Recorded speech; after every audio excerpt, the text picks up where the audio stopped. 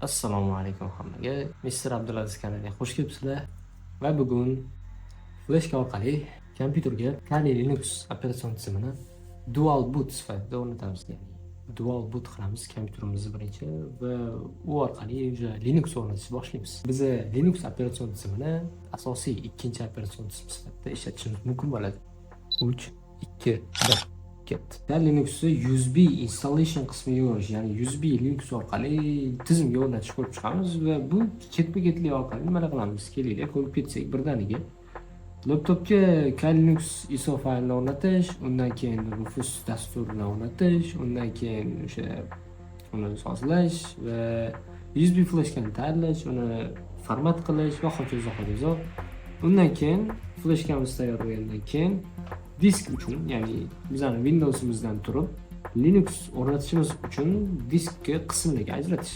Undan keyin BIOS sozlash. BIOS bu tizim ishga tushishdan oldin yaratgan tizim bo'lib va u qo'shimcha operatsion tizimlarni o'rnatishda, tizimni sozlashda, uni o'qishda, har bitta driverlar ishlash uchun javob berishda xizmat qiladigan bitta OS.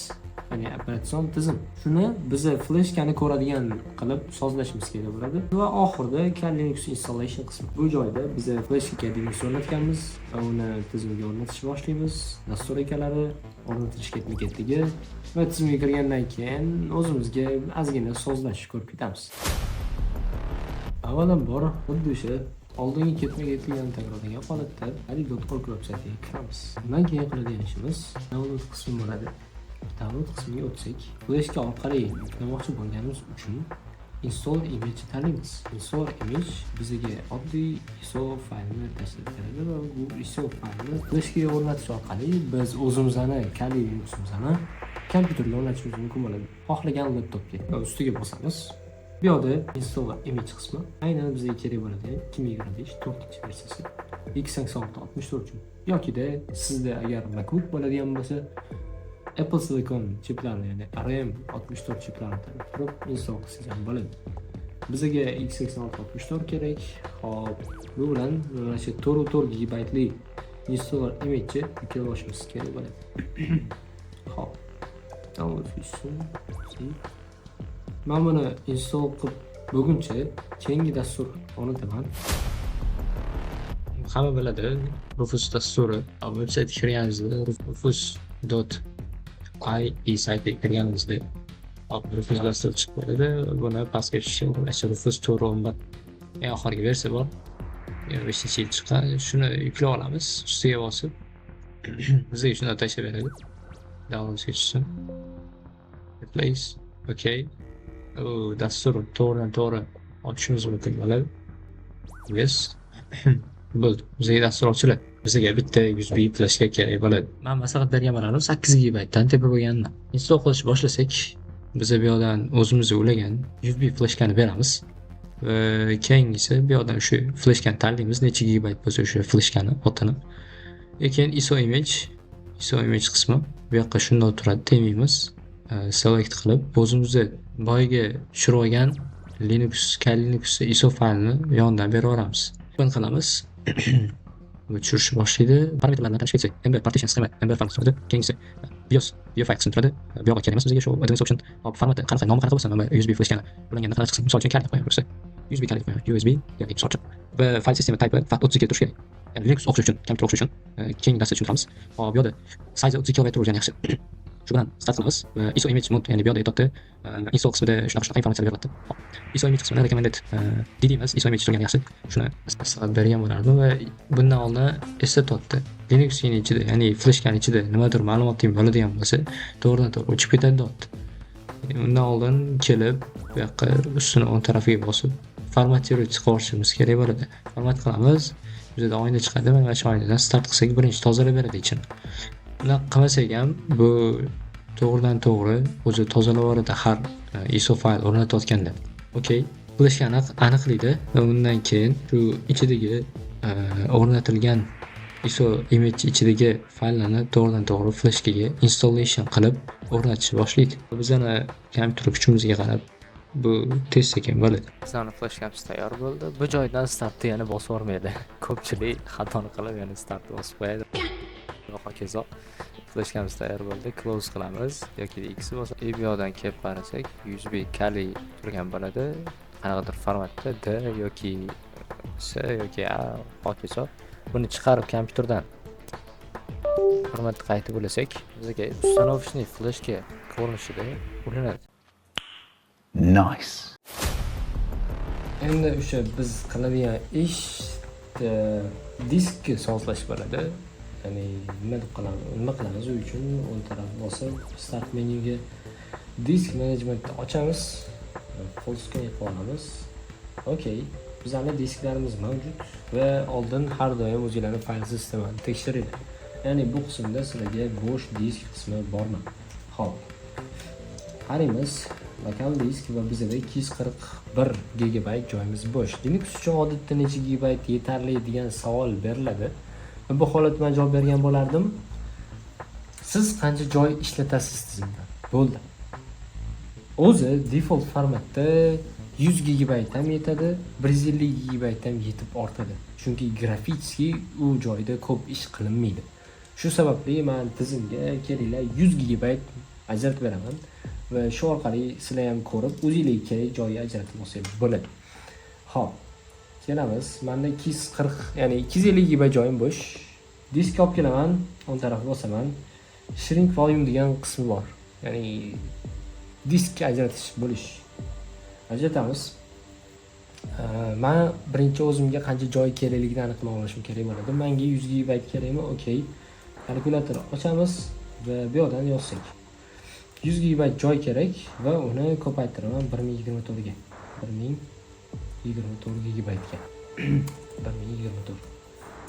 Va Breeze 2400 MB joy ajratishim kerak. Nimaga? Chunki Channel, I'm sure it's because you love understanding how things work.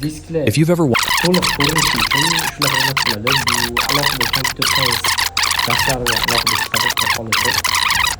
Kelinglar shu 2400 MB joy ajratishimiz kerak. Shuni qilsak. Breeze 2400 MB joy ajrataman. Shunaqamidi? 100 GB joy kerak. Ko'paytiraman 1024 ga 12400. 12400 MB.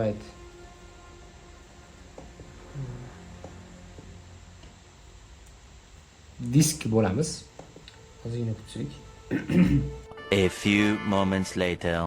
Va aynan shu disk uchun allocated turadi. Aynan shu disk uchun biz Linux operatsion tizimini o'rnatishni boshlaymiz.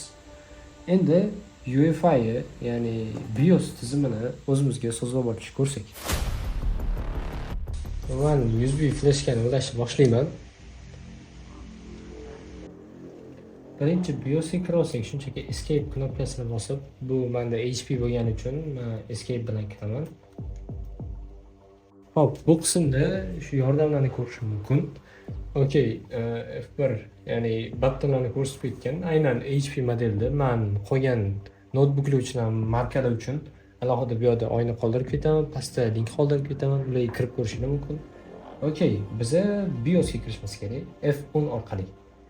F10 ni shunchaki bossam, men BIOSga kiraman. Bu joydan nima qilishim kerak bo'ladi? Boot optionsga o'taman BIOSga kirganimdan keyin va bu yerdan biza USB bootni tanlab olishimiz kerak bo'ladi. USB boot bizda har doim enable turadi. Sizlarda disable turishi mumkin. Shuni enable qilamiz, enter qilamiz va exit, save, change and exit. Ya'ni saqlanch qilib chiqib ketishni bosamiz. Yes, shu o'zgartirganlarni tasdiqlash, yes qilamiz va chiqib ketamiz. Yana yoqishga kiramizda F9 tugmalarini bosish orqali endi biza boot menyuni yoqishimiz mumkin. Va bu oynadan ko'rishimiz mumkin, aynan bizning flashkani Kingston Data Travel, ya'ni flashkalarning markasi yozilgan, ya'ni USB hard drive deb o'z boshiga yozib qo'ygan. Va shuni tanlaymiz. Va shu oyna chiqadi. Bize installation qismi bor va grafik install bor. Biza kelinglar grafik install qilib ketamiz to'g'ridan-to'g'ri. Maksimal darajada ko'ryapti deb umid qilaman. Okey. Bu qismda shunchaki English, continue, United States, ya'ni location so'raladi. Amerika qo'yamiz va configuration keyboard qismida ham bizda amerikanskiy turadi. Load installation compress from media, ya'ni tarmoqqa ulanadigan qism. Ya'ni bu joyda biza tarmoqqa ulanishimiz uchun biror bir Wi-Fi bormi? Ya'ni update'lar bo'lsa orada ularni update qilish uchun. Subhanalloh. Mana A few moments later. endi biza konfiguratsiya qilishimiz kerak o'zimizni network qismimizni, ya'ni bu oynada Wi-Fi ulashimiz kerakligini tasdiqlashimiz kerak. Agarda shu oynada chiqadigan VLAN 0 chiqadigan bo'lsa, albatta o'shani tanlanglar. Agarda bu ko'rsatilgan narsalar yo'q bo'lsa, men tanlagan orqadagi Ethernet 0 yoki Ethernet 1 farqi yo'q, tanlab ketaverasizlar. Interfeysimiz, tarmoq interfeysimiz. Va bu yerdan bizani Wi-Fi'larimizni qidiradi. Hop, konfiguratsiya qilinyapti. DHCP orqali, ya'ni Dynamic IP adresi olyapti. To'g'ridan to'g'ri. 何貴様の拳など顔どにも効かんわい。お前はもう死んでいる。2,000 years later. Bizda muammo nima deyilyapti? Muammoni o'qisak, network auto configuration failed. Okay, bizda auto konfiguratsiya qilinyapti. Continue qilamiz. Endi qo'lda qilishimiz ham mumkin va boshqa safar internetni konfiguratsiya qilishimiz ham mumkin. Agarda sizlarda internetga ulansa, VPA 2 qismini tanlaysizlar, undan keyingi oynada va Wi-Fi parolni yozasizlar, undan keyin dalil qilsanglar, menda chiqadigan oyna chiqadi. Bu oyna emas. Do not configure this time. Ya'ni hozir Wi-Fi konfiguratsiya qilmayotganmiz. Continue qilamiz. Hop, hostname bizda bo'lsin, misol uchun oddiy Kali bo'lsin, okay. Full name for user. User uchun to'liq ism so'ralyapti. Biz shunchaki Kali deb qo'yamiz. Username endi aynan shu Linux oynasi uchun Kali username so'ralyapti. Bu yerda ham Kali qoladi, bo'lmasa o'zingizlarga o'zgartirishingiz mumkin. Va parol qismi biz shunchaki bu oynaga 1 2 3 4 yozamiz. Bu joyga ham 1 2 3 4. Continue. Time zone. Soat to'g'rilashimiz kerak bo'ladi. Biz Central O'rta Osiyo bo'lgani uchun Central tanlaymiz. Continue ni bosamiz. Ya'ni men oynaga ahamiyat bermaysizlar. Bu oyna sal kuyganga o'xshagan. Xullas. Okay. Endi eng asosiy qismlardan biri bo'lgan partition qismi. Disklarni ajratish qismi. Guide use largest continuous free space. Biz continuous free space tanlashimiz kerak bo'ladi. Ya'ni bo'sh disk ajratganmiz-ku tizimda. Ana o'sha disk bizga tanlab beradi. Bu joyda tizimga biriktirilgan shu 100 GB lik disk topdi va bu yerda all files in one partition recommended for new user. Ko'p userlar uchun ko'p foydalanadigan qismni tanlaymiz. Continue va bu yerda biza qarasak free space bo'sh joy va 97 GB, ya'ni 97.5, 98 ana shu qismda ext4 formatda rootdan boshlab, tizimni boshidan boshlab bizga install qilib berish uchun tizimni boshi ko'rsatiladi bu qismda va bu yerda biza boyga tizimdan ajratib olgan 97.5 GB, 98 GB joyimizdan ko'rsatib beryapti. 62 GB flashka orqali bizga Linux yuklanib berilyapti. 1 terabaytli Lexar SSD, bu meni o'zimni laptopimdagi SSD ham bo'ladi. Va shundan atigi mana 97 GB ga Linux o'rnatmoqchimiz hozir. Okay. And the finish partition write changes to disk. Ana shuni tanlab continue bosamiz. Yes bu oynadan va installing the base system. Tizimni to'g'ridan to'g'ri o'rnatishni boshlaydi. Paketlarni yangilaydi, kernellarni yangilaydi, yadrolarni o'rnatadi, paket chiqaradi, ya'ni flashkadan to'g'ridan to'g'ri olib turib, tizimga, kompyuterga o'rnatishni boshlaydi.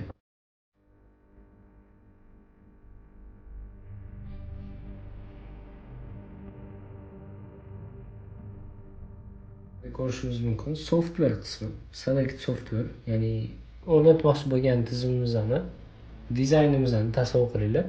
Shu dizaynni tanlashimiz kerak bo'ladi. Biz top 10 most popular tool'larni uncheck qilishimiz kerak va default recommended tool'larni o'chirib qo'yishimiz kerak. Sababi o'rnatilish qismida bu unga bir xil muammolarga ham duch kelishimiz mumkin. Buni o'chirib qo'yganda umuman zarari yo'q. Kirib turib yana Linuxni full update qilishimiz mumkin bo'ladi. Bu yerdan uncheck qilamiz va qolgani default formatda turadi. Shu ikkita galchkani olib qo'yamiz va continue bosamiz va bu yerdan paketlarni o'rnatish boshladi. Bizda tizim kuchiga qarab turib 5-6 minutda bu oynadan keyingi oynaga o'tamiz.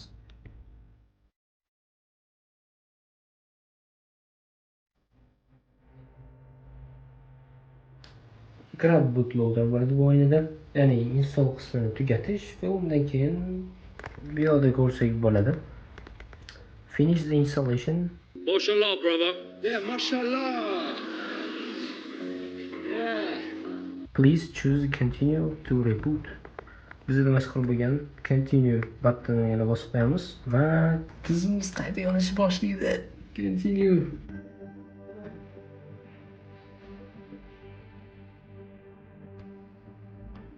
Bu oynadan shunchaki enter bosamiz va kompyuter butunlay o'chadi. Flashkani chiqarib tashlash esdan chiqmasin. Tizim yonayotgan vaqtda shunchaki o'zida ham chiqadi. Biza tanlasak ham bo'ladi. Bu bizda avtomatik yonishni boshlaydi. To'g'ridan to'g'ri biza birinchi Kali Linux bo'ladi. Pastga tushsak o'zimizning Windows'imiz bo'ladi. Shunchaki enter bosish orqali Linux'imizga o'tishimiz mumkin. Mana sizlarga o'sha kutgan Kali Linux ila. Xo'p, bu oynaga nima deb yozamiz? Boyagi kirgizgan ma'lumotlarimizga asosan Kali useri parolimiz bo'ladi 1 2 3 4. Va biz tizimdamiz. Mana shu Kali Linux. Bir yo'ldan tarmoq ulashimiz mumkin. Undan oldin sizlarga maslahat bergan bo'ladim. Ethernet tizimi orqali Wi-Fi ulashida va shu orqali keyingi etaplarni ko'rsatib ketamiz. Linux'imiz yondi. Okey, endi nima qilishimiz kerak degan savolga, bizda Wi-Fi'miz yo'q. Bu joyda hech qanday hech narsa ko'rinmaydi. Bizga mana shu qurilma kerak bo'ladi. Xo'p, men buni rasmini qo'yib ketaman. Xullas bu Wi-Fi adapter. Chunki buni kompyuterga ulashimiz kerak bo'ldi. Va biz yuqoriga kelib, Available Networks qismidan o'zimizning Wi-Fi'mizga ulab olishimiz kerak bo'ladi.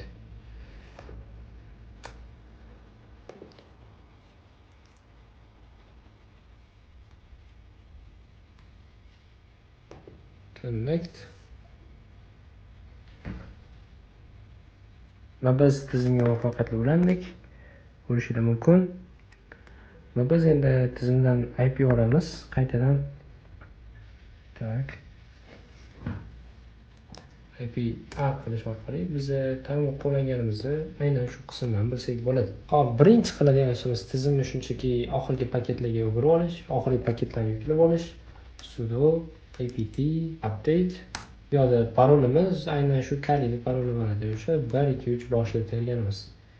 Hop, bu qism tez bo'ladi va keyingi qismda biz mana bu ulagan Wi-Fi adapterimizsiz qanday qilib keyingi etapga o'tishimiz mumkin.